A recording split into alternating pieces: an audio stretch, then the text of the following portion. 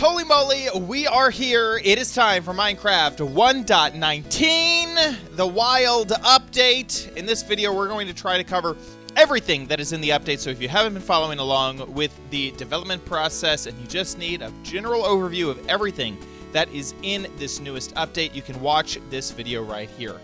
I'm sure that it'll be a long one. So let's jump in. Everything in 1.19. I have made this little world so we can show everything off. We're going to start off with the brand new biomes in Minecraft 1.19. Starting off with the Mangrove biome.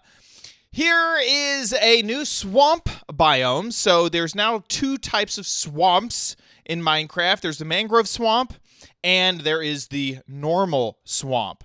Obviously with this biome, it is completely taken over by this new type of tree, the mangrove tree. These guys are really, really tall.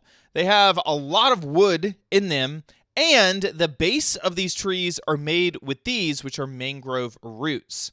And then inside of here, inside of the actual swamp area, you're going to have some land, you're going to have some water, and you're also going to have a lot of new blocks, mostly the mud block. So this is brand new, and we're going to cover a whole bunch about that later on. Also in here are mangrove root, muddy mangrove roots, I guess is the official term, and that's when the roots hit the mud, that's when they make that block. This biome is a warmer biome. So, you know, every biome kind of has a different temperature. Like over there, that's savanna biome, that's a hot biome. Desert biome, that's a hot biome. Well, same thing with the mangrove swamp is that this is a warmer biome. So the temperature in here is going to be considered hot. Inside of the swamp, you will get two creatures that you'll probably care about that spawn in here, and that is the new frog and the old slime. We're going to cover the frog an awful lot later on. One other weird thing that does spawn in this biome is tropical fish. So, oh look, here they are now. So this area, this is part of the swamp, but you got some tropical fish that are spawning inside of here as well. So if you don't want to find a warm ocean, you can find them here. I'm not really going to get another chance to really cover these trees in detail, so there's just a few extra little things that I want to mention. One is that moss will grow on top of some of the roots, so that moss carpet right there, that will grow there. And then also, the way that you get saplings, quote-unquote, from these trees is very different. They will drop papagules, and that's what this thing is hanging off of the edge of these leaves right here. And so these papagules are what will make the next mangrove tree. You can bone meal any of the leaves, and then you can also just bone meal the papagule to get it to grow. Once it is fully grown, and I've moved into survival mode here, you can just punch the papagule and it will drop just like that. This can be placed on mud, dirt, and it can also be placed underwater. I don't think I can place it on sand. Yeah, I can't place it on sand, but I could place it on mud underwater, and it'll waterlog, and it'll still grow into a tree underwater. Finally, these mangrove trees have the ability to spawn in bees. So you may get a bee nest inside of the mangrove swamp. One last thing is that even though this is considered a swamp, there is no witch hut. So only the original swamp will have a witch hut in it, not this mangrove swamp. And that really wraps it up for the mangrove swamp. Moving on from the mangrove swamp to the deep dark. So the deep dark is a new biome in Minecraft, and here's one right now. Now, if you've been focused on any of the development stuff, you probably think of the Deep Dark as the same place that has the ancient city. And that is true, and we're going to cover the ancient city later on, but the Deep Dark does not necessarily need to be in an ancient city. You can have a Deep Dark biome that is unattached to any type of ancient city. So you can kind of see as I go into spectator mode here, we have the biome just inside of the normal world. And then an ancient city does have to have a deep dark biome to spawn in. That's the only way that the ancient city will spawn. But you can have deep dark without the ancient city. The deep dark is a deep biome. So it will only spawn in once you get to this deep slate layer. So you can kind of see there's a difference between the stone and the deep slate. So anything under 0, Y0, that will be the deep dark. I've seen some stuff online that there's a chance that it could go above that, but most likely there's like, a center area that's lower, and then it just happened to get a little bit higher up. But most likely you're going to see it down below. The only mob that can spawn in the deep dark is the Warden. So yes, you can fight the Warden, not in an ancient city, just in a deep dark biome. And as you can see, in this biome that is naturally generated, we have Sculk blocks. That's these crazy black looking, things with the weird animated points of light on top of it. You can also get the Sculk sensors, the Sculk catalyst, and the Sculk shrieker. We're going to cover all of these later on, but that shrieker is the thing that will summon a Warden. So if you find this biome, you could fight a Warden. Now, to have this biome is, really associated with the ancient city. So let's go find an ancient city. Who am I kidding? I found one earlier, and I'm using this command block to teleport to it. There we go. Ancient city. So we actually set up that thing in an ancient city, but here's one that doesn't have, big build around it. So the ancient city must spawn inside of the deep dark biome, like I mentioned before, and it has a ton of structures. I mean, just so much in this ancient city. It will always be generated at Y-52. So it's always going to be at the same level, super deep down in your world. Now, there is a lot to this city. There's just so many structures. Some of them have wool, some of them have ice, some of them are like 2 stories. Some of them are connected. Some of them have skulls, so it's a great way to get skeleton skulls if you need that for your build. Some of these pillars have skeleton skulls on them. Now, be careful, because the ancient city is super duper dangerous because it will easily summon in a Warden. And we're going to talk a little bit more about the Warden later on, but definitely you don't want to accidentally pop in on a Warden. And why, if you could, get a potential Warden to attack you, would you head to one of these ancient cities? Well, that is because of the loot. There is a lot of really, really good loot in here. And some of it, if you haven't been following the development, you may not know about, such as Swift Sneak enchantments, some of these Echo Shards. Those are really great. You can get disc fragments for a new music disc. The Other Side music disc, which was released in 1.18, the update, wild update number 2, that can be found here. Sculk Catalyst, we got compasses, and there we go. We have summoned in a Warden. I personally think that probably the most valuable thing down here is going to be these Echo Shards. Those will allow you to craft a Recovery Compass, and I'm going to cover that a little bit later on when we get to items. But that is probably the coolest thing, along with, cool enchantment stuff, some good potions, all of the the music discs stuff. That's all really cool. Now, I'm going to put these here because I don't know where else to put them. Before we get to mobs, there's another thing, which is a boat that has a chest inside of it. So the chest boat is new to 1.19. This was promised to us way back in the day when there was a vote. It was a biome vote. They said, well, we'll get to these eventually, but now we're finally getting them. So it works just like a minecart with a chest in it that you can get to the chest by holding down shift and clicking on the boat, or you could sit inside of the boat. Now that does take up the space of one of the slots, so 2 people can't sit in a boat, only 1 person can.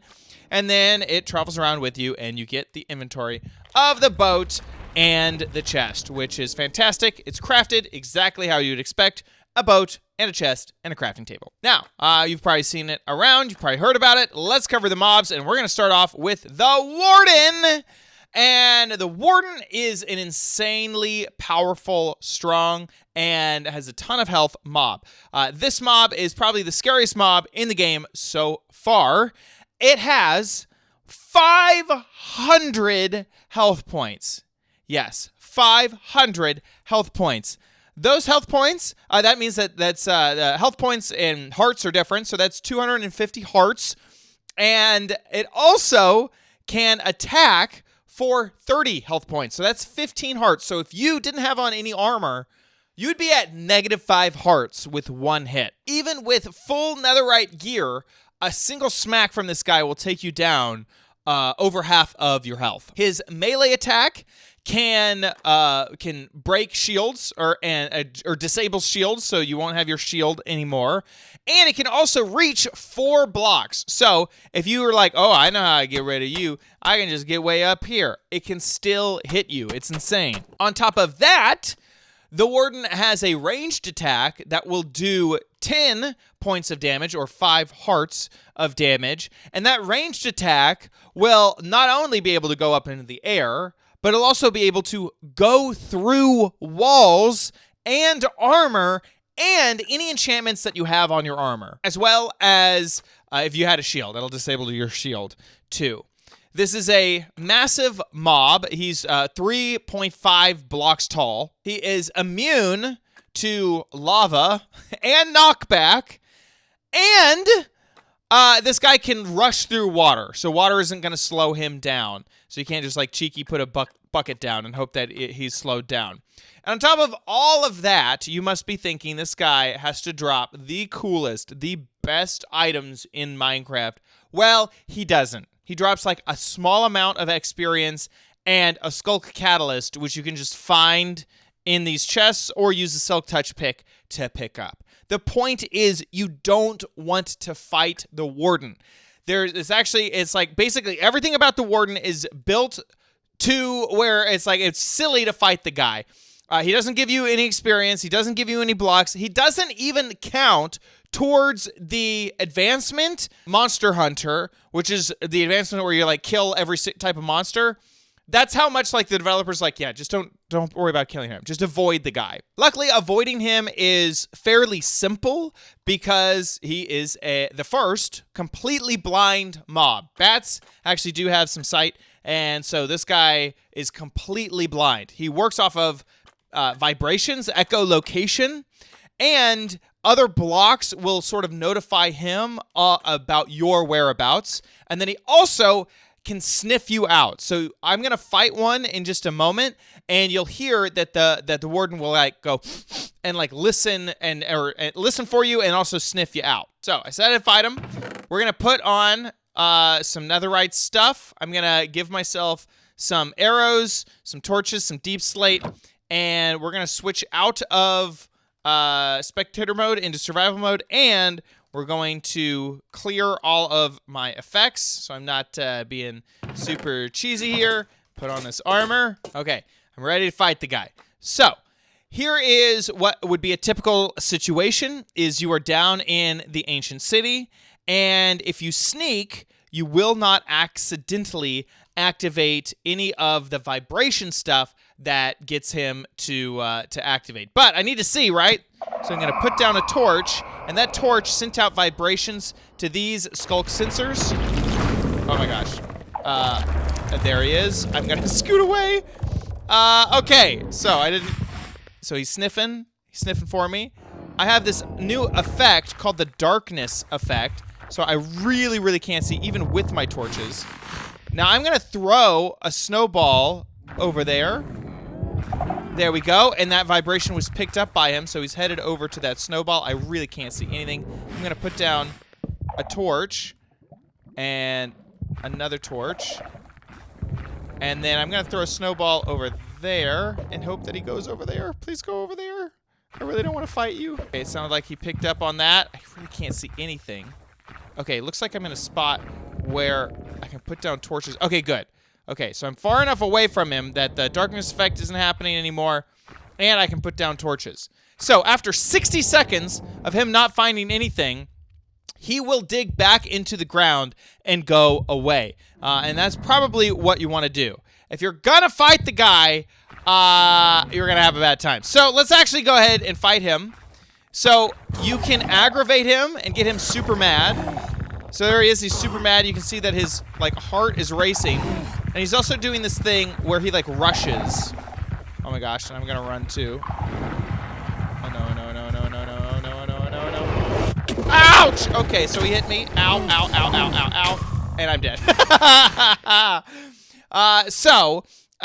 Whenever he rushes at you, that's basically like he's completely aggroed and he can't be distracted. If you throw a snowball, away, he's going to just be locked on target. Once he locks on target, you're kind of done for. So that is the Warden, and that's why you don't want to fight one. A few more things about the Warden is that if you, for some reason, don't want him to despawn, just like with any other mob, if you use a name tag on the Warden, then the Warden will not dig back down underground and despawn. And also, a Warden will not dig down if there is water, if it's in water. So that is the Warden.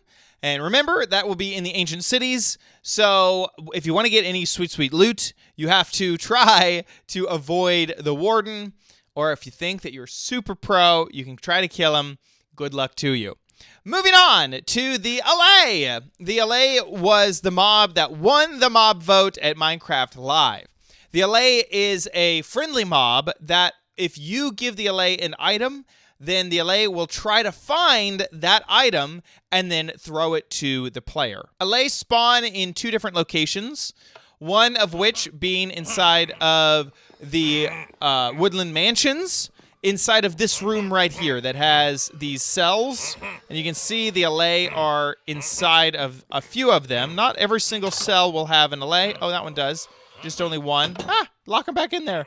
And the best thing to do if you find any Allay is to immediately give them any type of item. So I can just give him this cobblestone here, and then the Allay will follow me within 64 blocks, and will even be able to tell where I am through walls and whatnot. So just give the Allay any trash item, and that way it won't wander off, because without any type of item, the Allay will just randomly wander around and will totally get lost. The other nice thing about once you tame an Allay, the player cannot actually hurt any Allay. So I can see I'm punching this Allay, I'm in survival mode, and it is doing absolutely nothing because it has been tamed to me because I gave the Allay an item. The other place that Allay will spawn in is at Pillager Watchtowers. They will be here inside of these cages, just like iron golems. Sometimes iron golems are in these cages. Iron golems cages have an open top, but the Allay is completely blocked in, so it can't escape. I got lucky here because there are actually 4 total here. There's 2 in 2 of these cages. So I have these 2 Allay locked to me, and if I throw out some cobblestone, they will go over to it, pick it up, and then try to toss it back at me. So you can see he's tossing all these cobblestone at me, and I'm getting all of it in my inventory. So that is what these guys are useful for, especially if you have some type of farm and you want them to pick up all of the items. They can do that.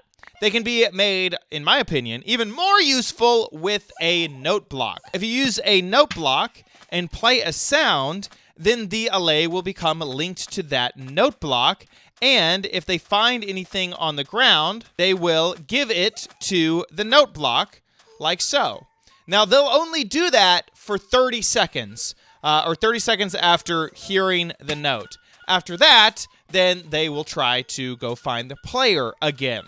But this can be automated with redstone. You can set up a redstone clock to click that thing, before the 30-second timer runs out, so that they are constantly linked to that note block. So you could be using Allay for your automated farms to pick up all sorts of items and deposit them at a note block. Allay also have a really, really nice feature, which is that they regenerate health. Which is great, because you really don't want these guys to die. They're super rare. They're super hard to find. So as long as, they don't go all the way down, they will regenerate 1 heart every second, which is fantastic. Allay will basically be able to grab any item from the player, except for 2. There's 2 items that they really won't grab, and that is a name tag or a lead. And that is because either of those will work just like they're intended to. So instead of clicking them, if I wanted to name my Allay, obviously it'd be hard to name them if they kept trying to take the name tag out of my hand. Now, I think this one, because it doesn't have anything, let me get an anvil. So I have named this name tag. Let's see. Can we do it? Yeah, we go. So they didn't take it.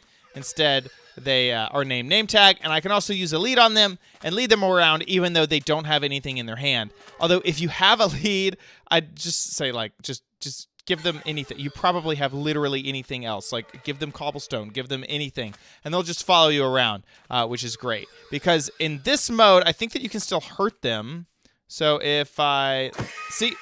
There you go! Murdered it! Where if you give them any item, then you cannot accidentally punch them, because that's not a thing. Now, Allay do have 20 health points. That is 10 hearts, just like the player does.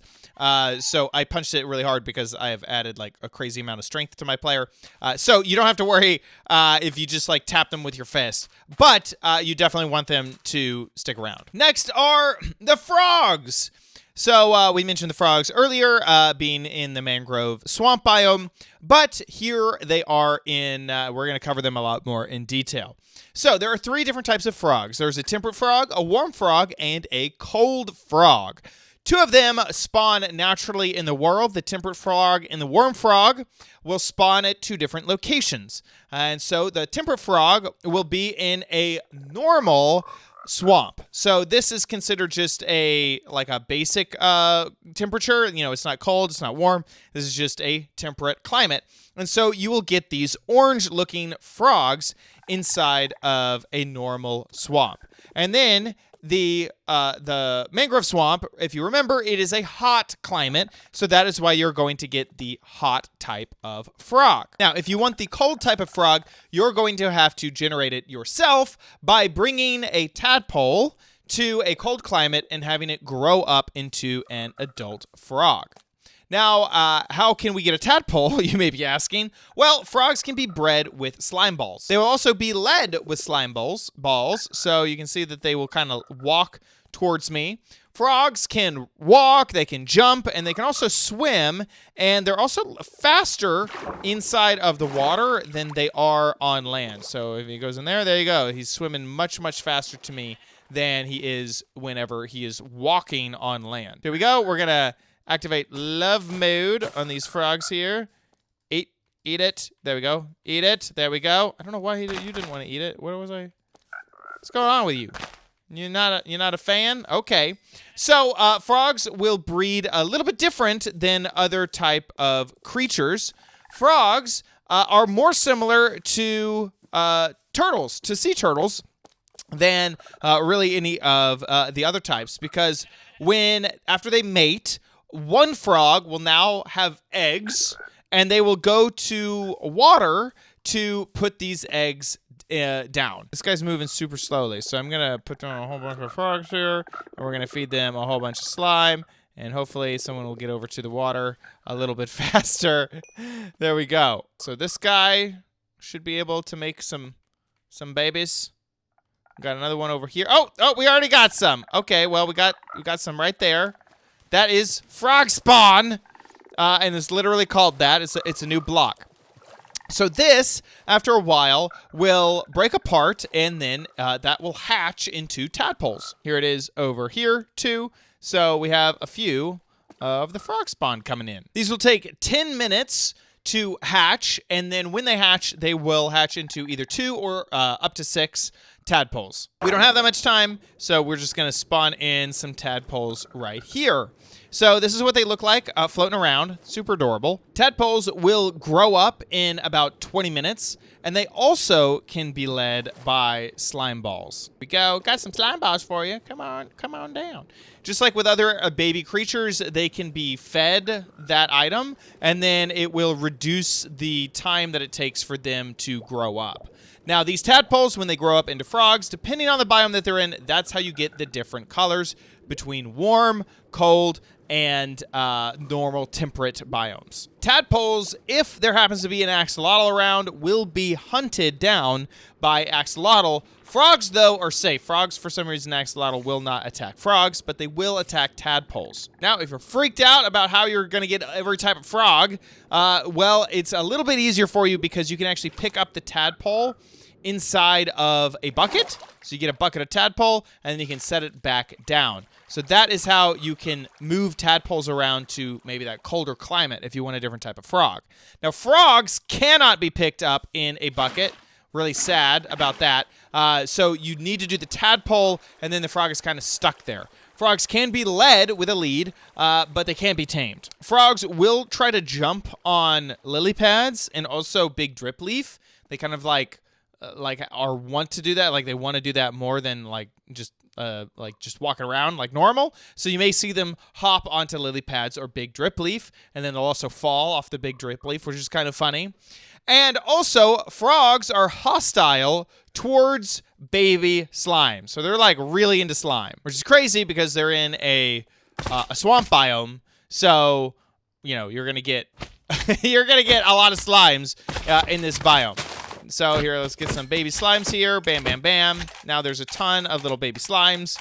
And when the frog attacks, it will drop a little slime as a result. And you can see they're just going crazy. They just hate these little baby slimes so much. Now, frogs also have a very, very unique thing that they will drop a block in a very specific situation. Well, if they like slimes, what would they do with a magma slime? So here is a magma cube. If you break it down into the smaller little baby magma cubes, yes, frogs will go after these guys and try to eat them, but instead of dropping just like magma cream, they will drop a new block, the Froglight. And there's 3 different types of Froglights depending on which frog ate the magma. So you have the temperate frogs, the cold frogs, and the warm frogs, and they each drop a different color of light. One final change is to the goat. He's turned away because I could not with command. He was like bugged out. He wouldn't turn around. But there's a small change with goats, and that is that their horns will now break off, and you can get a goat horn as a musical instrument. We're going to cover a little bit more about that later on. These goats, when they break off a horn, it'll actually update their models. So either the left horn or the right horn will be broken off. And if they do it again, then they'll have no horns and they can no longer drop any more goat horns. Moving on, let's cover a lot of the blocks in detail. So you've probably seen a lot of these because we've covered it in all the structures and all the biomes and stuff, but there is a lot about these blocks. So starting off with the Sculk block, you can see it here in the deep dark biome. And what is crazy about the Sculk block is when you try to mine it without Silk Touch, it will drop experience only. Switch to survival mode, and the most efficient tool to break this block is actually the hoe. So if you're trying to get a ton of levels and you just don't... Oh, well, hello there, Diamond. If you're trying to get a ton of levels and you don't care about your Sculk block, then you can just break this with a hoe, and that will just drop experience. And if you're worried, that means that's not a renewable resource. You're just going to power through all that Sculk and pick it all up, and you'll never see it again. Well, that is where the next block, the Sculk Catalyst, comes into play. If a mob dies near the Sculk Catalyst, instead of dropping experience, it will change the surrounding area into Sculk blocks. So, I have a zombie, I kill the zombie, and as you can see, it didn't drop any experience, but the Sculk Catalyst activated. It had this really, really cool effect on the top, and underneath, it is creating all of this Sculk, and it has this really, really cool animation with this bubbles and whatnot. And so, as you can see, this is a great way to add more Sculk to your world if you're trying to just farm some Sculk blocks. Maybe you need it for a build. But also, this is a great way to kind of like keep experience inside of a block if you had some type of mob farm or something like that. What's interesting is it will continue to grow even if the player didn't kill the mob. So if I was to say, let's go over here where there's no Sculk, spawn this mob up here, he falls. Oh, he didn't die. Darn it. Try this again. I put down a bit of dripstone.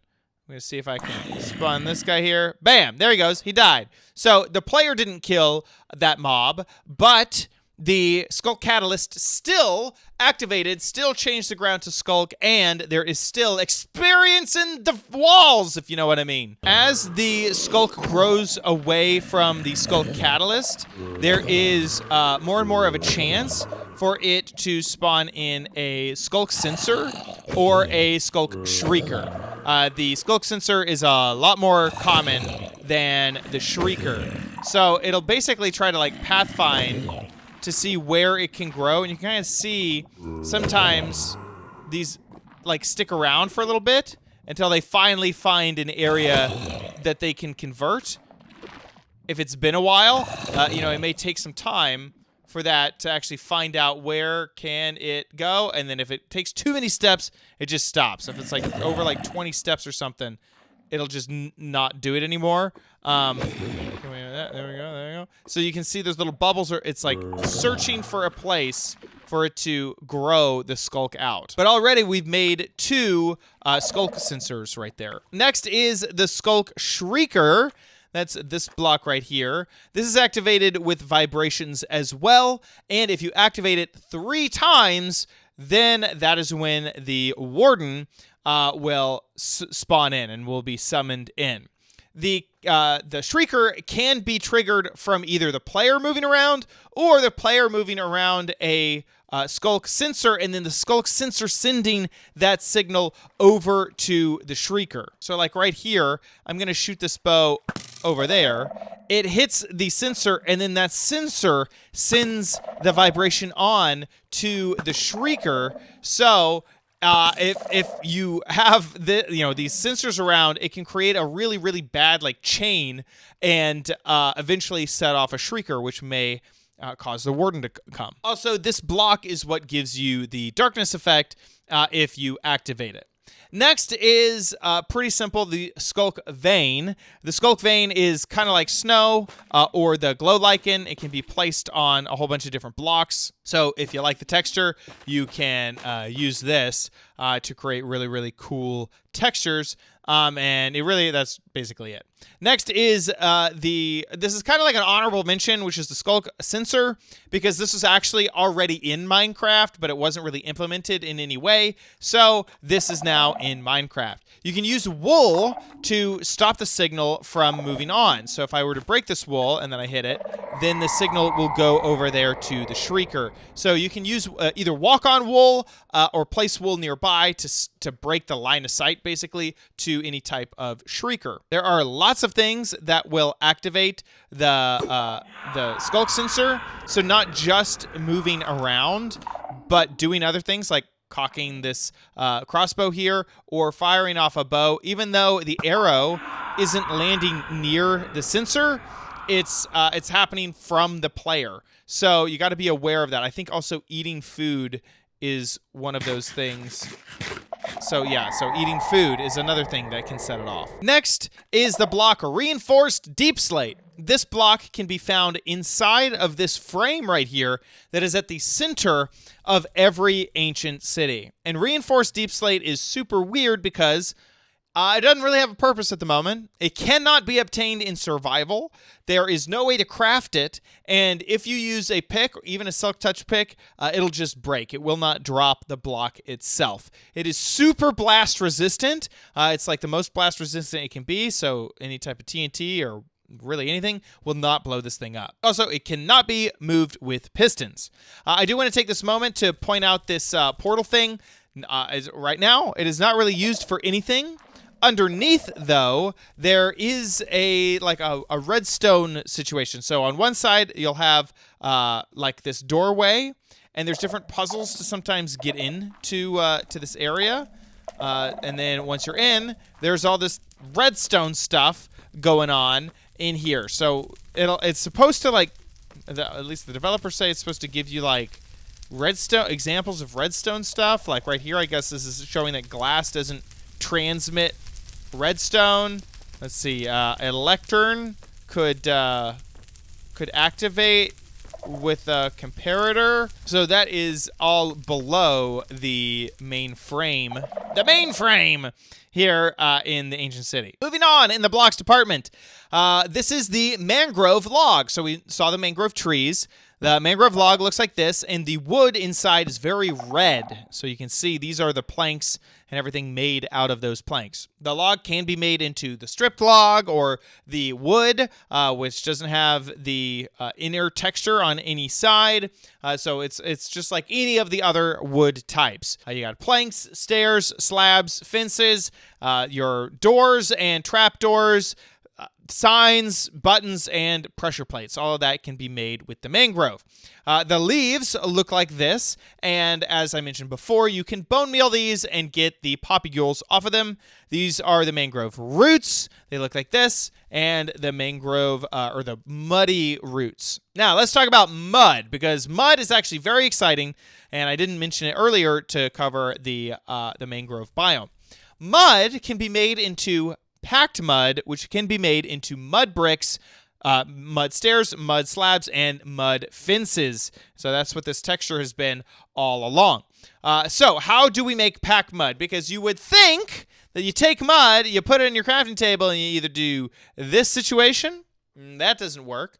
Maybe you do this situation. Well, that doesn't work either. Well, just kind of like how you would make, like, I guess terracotta or something, or like adobe homes. Well, you take mud and you mix that with wheat, some type of fibrous material, and that is how we get packed mud. Then you can take packed mud and put it in a 4x4 to get the mud bricks. Then you take those mud bricks and you make all the different types of things that you want to out of it. And yes, all of that can be made inside of the stone cutter as well. I really, really, really like this texture. I think that the smaller bricks are really cool, and the sound is different, although it's kind of hard to hear right here. But yeah, the sound is different. I like it. I mentioned them earlier, but I do want to show off. These are the Froglights and the associated frog that will generate this type of Froglight. Remember that you have to get a magma slime, a magma cube. There you go. To a baby magma cube inside of a frog's mouth will make one of these Froglights. And as you can see, the colors are pretty similar. Green to green, orange-ish to yellow-ish, and then purple to white, I guess. I've been wondering where those frogs came from. I just figured it out, because my frog spawn is not here. So those grew into tadpoles and then grew into frogs, and that's why we have frogs inside of my build here. Well, this is the frog spawn block that we covered earlier, but I do want to mention that this is unobtainable in survival. You cannot use shears or anything to get this, so when it's there, just leave it there. You cannot move the block once it's placed on top of water. Moving on to items. So these are some of the items that you can find in the deep dark, is what we're going to start off with. And first off is the disc fragment. These can be found in the chests inside of these ancient cities. You need to find at least 9 of them, and then they will be crafted together to make the music disc 5. This is a very, very strange music disc. Also, it still bothers me to this day that the middle of the crafting table isn't empty.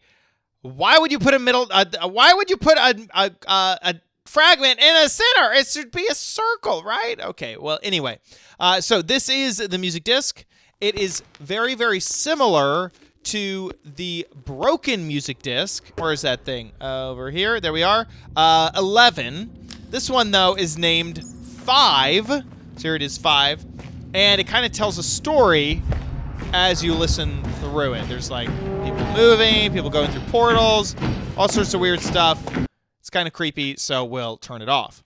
The next thing that you can find inside of the chests are these shards. These echo shards, as they are called, once again, are inside of ancient cities. And I mentioned this is probably the coolest thing that you can find in the ancient city, and here is why. These are required to craft the other coolest item. I guess that they're not the coolest because they just craft the coolest item. The Recovery Compass. The Recovery Compass will show you where you died last.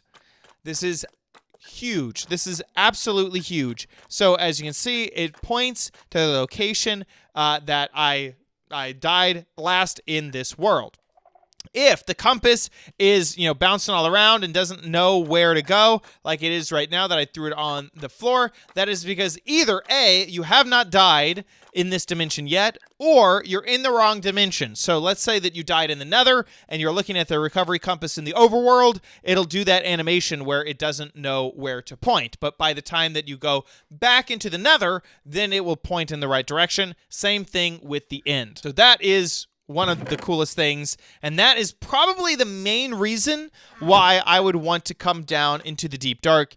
Music discs, those are cool. I guess finding some enchanted items, yeah, that's kind of neat as well. But really, it's all about that recovery compass if I want to find my stuff and get it before the 5-minute timer elapses. Next is the Popule. We already kind of covered this when we talked about the Mangrove Swamp, but I do want to mention that it will also fit inside of a pot. And also, we have the Bucket of Tadpole, and I mentioned this earlier, so we don't really need to cover it. And then finally, we have the Goat Horn, and the Goat Horn has finally been added into Minecraft, the Wild Update. You can play the Goat Horn just by right-clicking on it, and it will play a little tune. There's actually 8 different Goat Horns that you can get, and the names are Ponder, Sing, I guess, Seek, and Feel. And these 4 Goat Horns, they can be got from any goat. Any normal goat. The next 4, though, they have to be obtained from a screaming goat. So those are rare. You have to have a screaming goat, and then you have to break off the horns. And then you have a chance of getting the next 4, which is Dream, Admire, Call, and Yearn. And they all sound very weird. Like here, let's play Yearn for you. Nice. Sounds great. Love it. That's the best thing ever. Let's play Call for you, and it will sound very different as well. This one reminds me of the THX logo, which is really funny. Anyway, they all sound different, and I'm not going to play them all here because that's a lot of time. In order to get them, you need a goat to try to ram you, and then they, instead of ramming you, need to ram a solid block. This could be an oak log, some type like stone, coal. There's like only a few blocks that it'll work with, so try to use some of those. And then also you can find them inside of pillager outposts. There's a 50% chance that they will spawn in the chest at the top of pillager outposts. Holy moly, we covered it all. That is basically everything in 1.19. There's a ton of teeny tiny little things like, oh my gosh, the spawn egg for the Allay exists. Okay, I'm not going to cover that because this video is long enough. If you've made it here, super duper thank you to you. Congratulations on watching the entire video. Please subscribe, please leave a comment, please like my video, and if you like Let's Play style content, check out my Facebook page where I'm playing a whole bunch of different maps over there. Keep it tuned in here if you want tips and tricks and tutorials all about Minecraft. And I'll see you guys in the next one. Bye!